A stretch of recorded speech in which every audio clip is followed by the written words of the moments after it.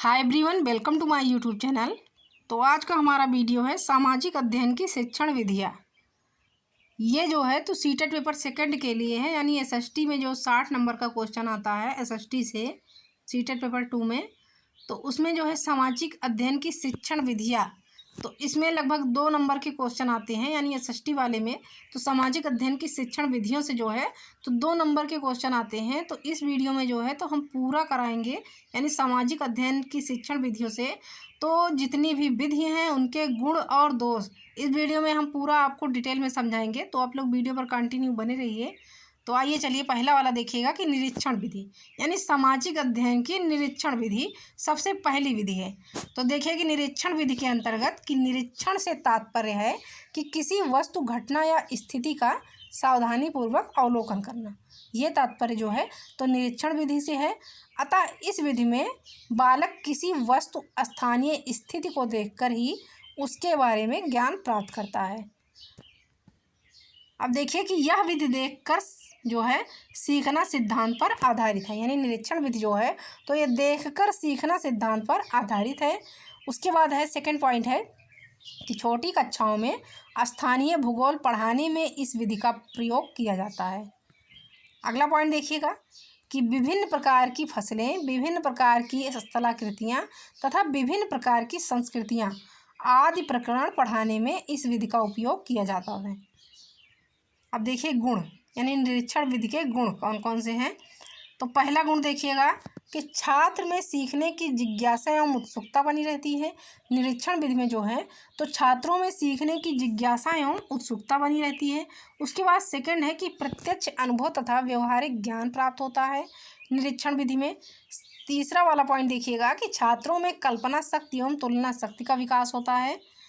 Fourth point देखिए कि निरीक्षण बालक के ज्ञान कोश में वृद्धि करता है। तथा फिफ्थ वाला पॉइंट है कि प्राप्त ज्ञान स्पष्ट व अस्थायी होता है। निरीक्षण विधि में जो है तो प्राप्त ज्ञान स्पष्ट व अस्थायी होता है। अब हम देखेंगे निरीक्षण विधि के दोष। तो देखिए पहला दोष क्या है कि शिक्षक के लिए पूर्व तैयारी करना आवश्यक होता है। यानी निरीक्षण विधि में तो शिक्षकों के लिए इससे संबंधित जो है तो पहले से ही तैयारी करना आवश्यक होता है।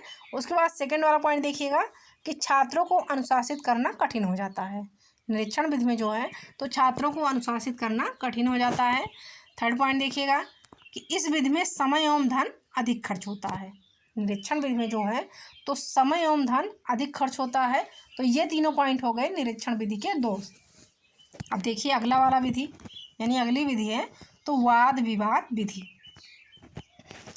अब देखिए वाद विवाद विधि के अंतर्गत तो यह एक मनोवैज्ञानिक विधि है। वाद विवाद विधि तो यह एक मनोवैज्ञानिक विधि है जो क्रियाशीलता के सिद्धांत पर आधारित है। अब नेक्स्ट पॉइंट देखिए, यदि में शिक्षक तथा छात्र मिलकर किसी समस्या या प्रकरण पर अपने विचारों का आदान प्रदान करते हैं तथा आपसी सहमत द्वारा किसी निष्कर्ष पर पहुंचने का प्रयास करते हैं। उसके बाद थर्ड है कि इस विधि के 2 रूप होते हैं। अब अगला वाला देखिएगा अनौपचारिक वाद विवाद। तो इसके अंतर्गत देखिएगा कि इसके लिए किन्हीं निर्धारित नियमों या किसी पूर्व निर्धारित पद्धति की आवश्यकता नहीं है। यानी अनौपचारिक वाद विवाद में तो इसके लिए जो है तो किसी निर्धारित नियमों या पूर्व निर्धारित पद्धति की आवश्यकता नहीं होती है। अब सेकंड वाला देखिएगा औपचारिक वाद विवाद। तो इसमें क्या होता है कि इसमें प्रत्येक कार्य विधिवत ढंग से किया जाता है तथा इसका संचालन पूर्व निर्धारित नियमों के आधार पर किया जाता है। अब अगला वाला पॉइंट देखिएगा वाद विवाद विधि के पद। तो वाद विवाद विधि का पहला पद है प्रकरण या समस्या का निर्धारण करना। उसके बाद समूह का निर्माण करना। थर्ड है वाद विवाद संचालन करना। फोर्थ वाला देखिएगा कि वाद विवाद की समीक्षा करना। फिफ्थ है कि शिक्षक का दायित्व प्रशिक्षण करना। सिक्स है मूल्यांकन करना। अब देखिए कि संक्षिप्त में वाद विवाद विधि के 3 पद ही माने जाते हैं। यानी संक्षिप्त में जो है तो वाद विवाद विधि के 3 पद ही माने जाते हैं। अब देखिए पहला विधि है योजना बनाना, सेकंड है क्रियान्वयन करना तथा थर्ड वाला है मूल्यांकन। अब देखिए इसके गुण। तो इसके गुण है कि छात्रों में सामूहिक रूप से कार्य करने की प्रवृत्ति का विकास होता है। सेकंड वाला पॉइंट है कि छात्रों में स्वस्थ प्रतिद्वंदिता की भावना का विकास होता है। थर्ड है कि छात्रों में तर्क, चिंतन, तुलना, विश्लेषण, संश्लेषण आदि गुणों का विकास होता है। अब आइए देखिएगा फोर्थ वाला पॉइंट है कि यह बालक में यानी यह बालकों में तो अनुसंधान यानी खोज की प्रवृत्ति को जन्म देती है। 5 वाला है कि इस विधि में सभी छात्र भाग लेते हैं तथा जिससे छात्रों में सहिष्णुता की भावना का विकास होता है। अब इसके हम दोष देखेंगे इस विधि के। तो इस विधि का पहला दोष देखिएगा कि इसमें समय अधिक लगता है। उसके बाद सेकंड है कि अनुशासनहीनता का भय बना रहता है। थर्ड पॉइंट देखिएगा कि छात्र जो है तो वो विषय से भटककर व्यर्थ की बातें एवं तर्क कर सकते हैं। तथा फोर्थ वाला है कि यह विधि जो है तो छोटी कक्षाओं के लिए उपयोगी नहीं है, यानी वाद विवाद विधि जो है तो ये छोटी कक्षाओं के लिए उपयोगी नहीं है। अब देखिए थर्ड विधि देखिएगा, तीसरी वाली विधि है इकाई विधि। अब इकाई विधि के अंतर्गत देखिएगा कि इस विधि के प्रवर्तक जो हैं तो H.C. मॉरिसन है। इकाई विधि के प्रवर्तक यानी इकाई विधि के जनक तो H.C. मॉरिसन को कहा जाता है। अब अगला पॉइंट देखिएगा कि यह वर्तमान समय की महत्वपूर्ण विधि मानी जाती है। थर्ड पॉइंट है कि इस विधि में विषय वस्तु की को आवश्यकता अनुसार कई इकाइयों में बांट लिया जाता है और इन इकाइयों को अनुसार ही शिक्षण कार्य किया जाता है। अगला पॉइंट है कि इकाई किसी पाठ्यक्रम, पाठ्यवस्तु, विषय वस्तु, प्रयोगात्मक कक्षाओं तथा विज्ञान और विशेषकर सामाजिक अध्ययन का प्रमुख उपविभाजन है। अब इकाई विधि के पद देखिएगा तो इकाई विधि का पहला पद है अनुसंधान या जांच। सेकंड वाला है प्रस्तुतिकरण। थर्ड है क्रियान्वित तथा आत्मीकरण। उसके बाद फोर्थ वाला है सुव्यवस्थीकरण। फिफ्थ है अभिव्यक्तिकरण। अगला वाला देखिएगा तो इसके गुण देखिएगा, इकाई विधि के गुण। तो पहला गुण है कि इस विधि में छात्र योजना विधि या समस्या समाधान विधि दोनों की तरह क्रियाशील रहते हैं। सेकंड है कि इस विधि के द्वारा प्रत्येक अध्याय को छोटी छोटी इकाइयों में बांटकर शिक्षण कराया जाता है जिससे कि बच्चे जल्दी ग्रहण कर लेते हैं। अब देखिए इसके जो है दोष, इकाई विधि के दोष कौन कौन से हैं। तो इकाई योजना बनाने में दक्ष यानी कुशल अध्यापक की आवश्यकता पड़ती है। सेकंड वाला दोष देखिएगा तो सभी प्रकार के विषय वस्तुओं को इकाइयों में नहीं बांटा जा सकता है, यानी सभी प्रकार के विषय वस्तुओं को जो है तो इकाइयों में नहीं बांटा जा सकता है। अब अगला वाला देखिएगा तो स्रोत संदर्भ विधि।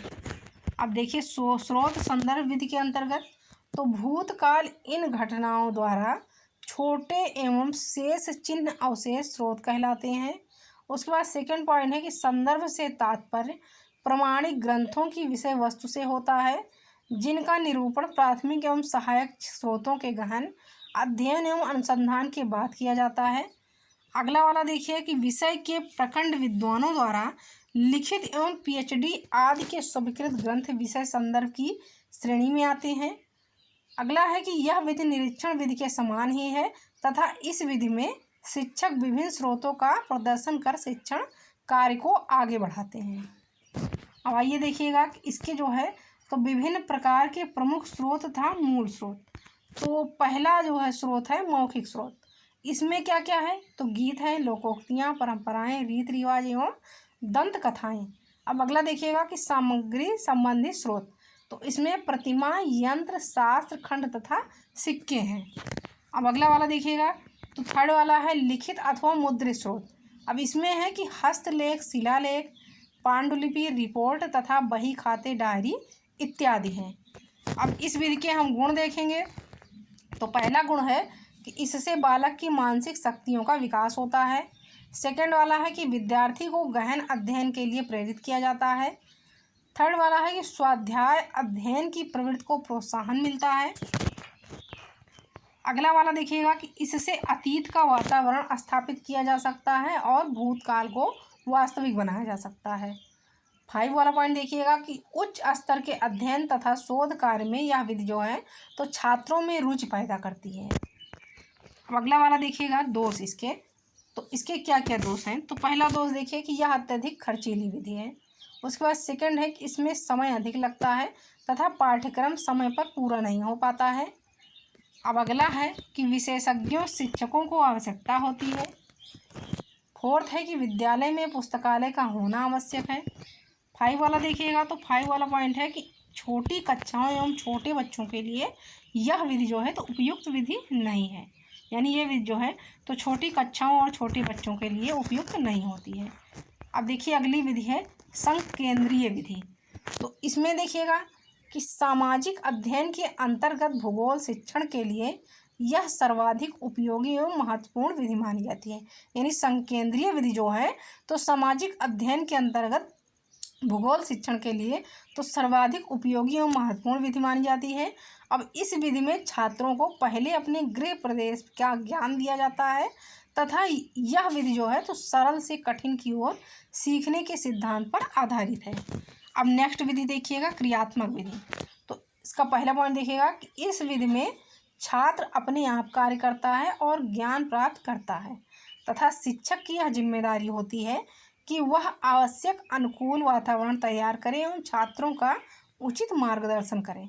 यानी क्रियात्मक विधि में जो होता है तो शिक्षक की यह जिम्मेदारी होती है कि आवश्यक अनुकूल वातावरण तैयार करें एवं छात्रों का उचित मार्गदर्शन करें। अगला पॉइंट है कि यह विधि प्राथमिक से माध्यमिक स्तर तक के लिए उपयुक्त मानी जा सकती है। अगला है कि यह विधि जो है तो करके सीखने के सिद्धांत पर कार्य करती है। नेक्स्ट पॉइंट है कि बालक स्वयं करके सीखता है जिससे प्राप्त ज्ञान अस्थायी होता है। अब अगला देखिएगा अगली विधि है कार्य गोष्ठी विधि। तो कार्य गोष्ठी विधि के अंतर्गत देखिएगा तो पहला पॉइंट है सामूहिक विचार विमर्श हेतु कार्य गोष्ठी का आयोजन किया जाता है तथा लगभग 30 से 40 व्यक्ति जो हैं तो एक निश्चित स्थान पर एकत्रित होते हैं तथा 4-5 दिन तक जमकर किसी विषय या किसी समस्या पर विचार विमर्श करते हैं। अब अगला पॉइंट है कि जो कोई व्यक्ति कार्य गोष्ठी में भाग लेता है तो उसे कुछ ना कुछ करना नितांत जरूरी होता है, अतः सभी छात्र क्रियाशील रहते हैं। अब अगला पॉइंट है कि कार्य गोष्ठी में शिक्षण सत्र को 2 पारियों में विभाजित किया जाता है। नेक्स्ट पॉइंट है कि जो कोई व्यक्ति कार्य गोष्ठी में भाग लेता है उसे कुछ ना कुछ करना नितांत जरूरी होता है तथा अतः सभी छात्र क्रियाशील रहते हैं। अगला है कि कार्य गोष्ठी में शिक्षण सत्र को 2 पारियों में विभाजित किया जाता है। अब पहला वाला देखिएगा प्रातःकालीन सत्र, यानी पहली पारी है प्रातःकालीन सत्र। तो इसमें सभी सैद्धांतिक पक्षों पर विचार विमर्श किया जाता है तथा विभिन्न विद्वानों के भाषण होते हैं, वह कार्य संपादन हेतु निर्णय लिए जाते हैं। अब अगला वाला है कि सायंकालीन सत्र। तो इसमें क्या होता है कि इसमें छोटे छोटे दलों का निर्माण किया जाता है तथा मुक्तता से विषय की गहराई से उतरते हुए अपना कार्य करते हैं और इन दलों के निर्माण में अभिरुचि का विशेष ध्यान रखा जाता है। अब अगला वाला है कि कार्य गोष्ठी के पद। पहला पद है समस्याओं का चयन करना, सेकंड है समस्याओं का वर्गीकरण करना, उसके बाद थर्ड है सामूहिक परिचर्चा और फोर्थ वाला है कि वर्गवार कार्य करना। 5 वाला पॉइंट देखिएगा तो कार्य को अंतिम रूप देना तथा कार्य का मूल्यांकन करना। अब इसके गुण हम देखेंगे तो पहला गुण है कि यह विधि सामाजिक अभिव्यक्ति विधि का एक सुव्यवस्थित एवं व्यवहारिक रूप है। सेकेंड वाला पॉइंट देखिएगा कि विद्यार्थियों में स्वाध्याय और गहन अध्ययन की प्रवृत्ति विकसित होती है। थर्ड है कि सामाजिक एवं जीवन से संबंधित कौशल की प्राप्ति होती है। फोर्थ है कि विषय में सूझबूझ का विकास होता है तथा 5 वाला है कि उच्च स्तर के शिक्षण के लिए बहुत लाभदायक है। अब इसके दोष देखिएगा तो इसका पहला दोष है कि यह खर्चीली विधि है। सेकंड है कि कार्य की गति जो है तो धीमी होने से समय अधिक लगता है। थर्ड वाला है कि इस विधि द्वारा विद्यालय व्यवस्था में कठिनाई आती है। अब अगली विधि हम देखेंगे प्रयोगात्मक विधि, यानी ये विधि है प्रैक्टिकल विधि, प्रयोगात्मक विधि। तो इसे जो है वैज्ञानिक विधि कहते हैं। इसमें शिक्षक छात्रों को दिशा निर्देश प्रदान करता है तथा वह छात्रों का मार्गदर्शक माना जाता है। अगला पॉइंट देखिएगा कि शिक्षक केवल योजना बनाता है एवं अन्य सहायक सामग्रियों के बारे में तो छात्रों को निर्देशित करता है। अब थर्ड पॉइंट देखिएगा तो भूगोल अध्ययन के लिए यह उपयुक्त विधि मानी जाती है। और उसके बाद में है कि माध्यमिक व उच्च माध्यमिक स्तर के लिए तो यह उपयोगी विधि है। अब इसके हम गुण देखेंगे तो पहला गुण है कि बालकों में अनुसंधान की प्रवृत्ति का विकास होता है। सेकंड है कि बालक सक्रिय रहते हैं। थर्ड वाला है कि बालक स्वयं करके सीखते हैं जिससे प्राप्त ज्ञान जो होता है तो अस्थायी होता है। अब हम इस विधि के दोष देखेंगे। तो पहला वाला दोष है कि इस विधि में समय अधिक लगता है। उसके बाद सेकंड है कि यह विधि जो है तो अधिक खर्चीली विधि मानी जाती है। थर्ड वाला है कि पूर्ण विषय वस्तु को इस विधि से नहीं पढ़ाया जा सकता, यानी पूरे विषय वस्तु को तो इस विधि से नहीं पढ़ाया जा सकता है, क्योंकि इस विधि में जो है तो समय अधिक लगता है। अब अगला वाला देखिएगा, अगली विधि है सामूहिक विवेचना विधि। तो इसके अंतर्गत देखिएगा पहला पॉइंट कि इस विधि को सामाजिकृत अभिव्यक्ति तथा परिवाक्षित अध्ययन विधि भी कहते हैं।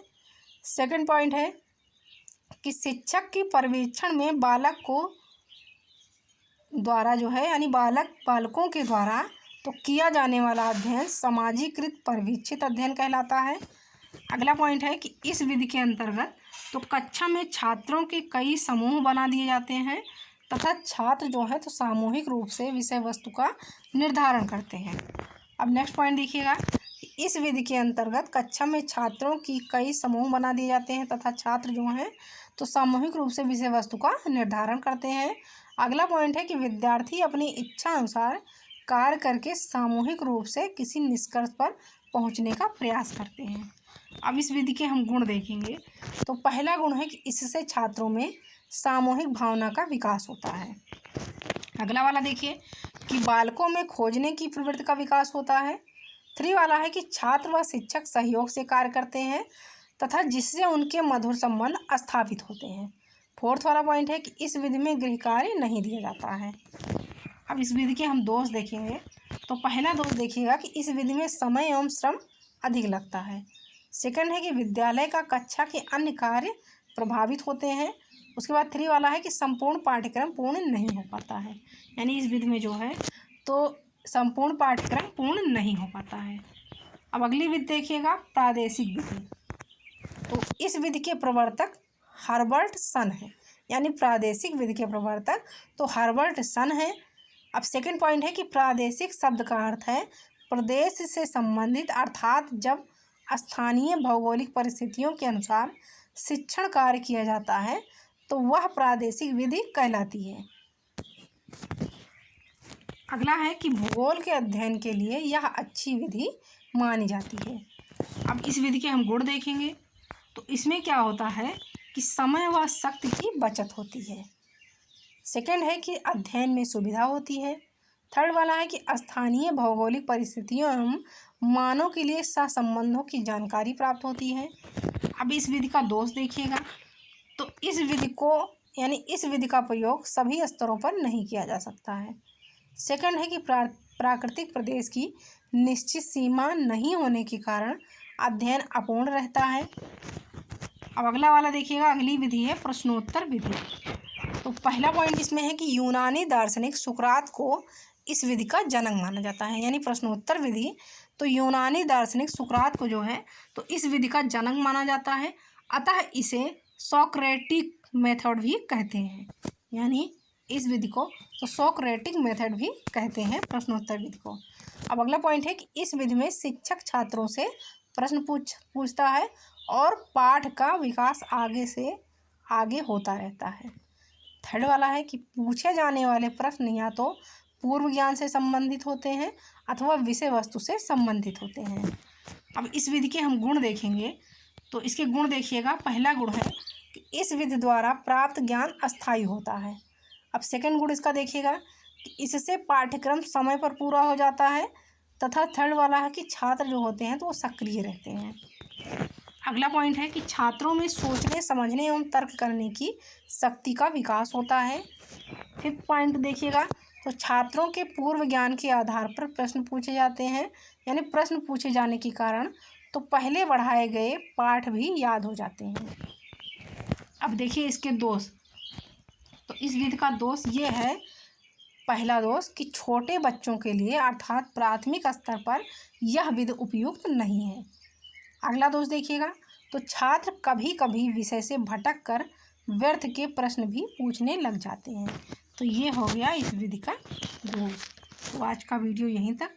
अब मिलेंगे अगले वीडियो में, तब तक के लिए जय श्री कृष्ण।